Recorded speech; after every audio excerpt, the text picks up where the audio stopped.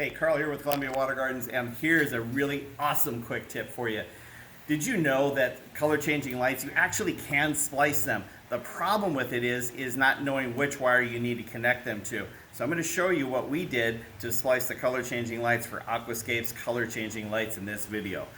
You're going to need to have a voltmeter, and you're obviously going to need to have a color changing light cable that you've stripped. So in this video, what I'm going to show you is how we test the current. It's really super simple. First thing you want to do is you want to set your voltmeter to this little feature right here. It looks like a volume. See right there. You see that? So I'm going to turn that on.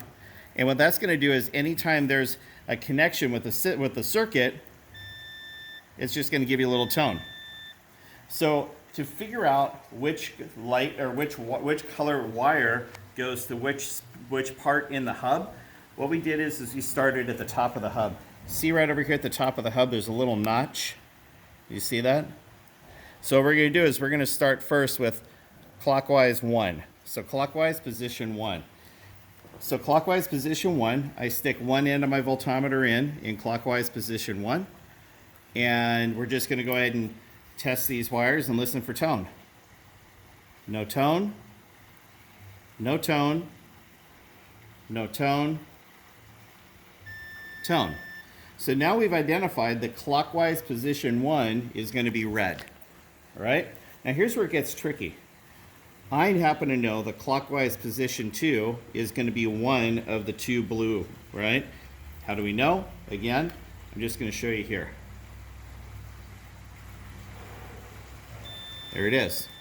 So clockwise position 2 is going to be blue. I also know that clockwise position number 3 is also blue, and clockwise position 4 is going to be black. So the question is well, how do we know which blue we need to connect into? And so I've been racking my brain on this, and it occurred to me, I'd be willing to bet you that the way these are put together are going to be pretty close to being about the same. So what I did is I looked, and red is always opposing black in all of these wiring schematics. Red is always opposing black. Blue is always opposing blue, right? So what I did is identified red position, red position. See, this really is confusing, isn't it? I had the wrong label. Red position 1, blue position 2, right? Blue position 3, black position 4.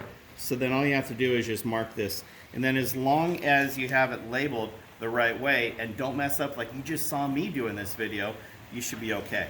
Don't ask me why they don't kind of have at least a different color wire. Possibly in future generations of color changing lights they will, but presently right now they don't. So this is a little confusing. Like I said, by process of elimination and using a voltmeter, you can figure this out too.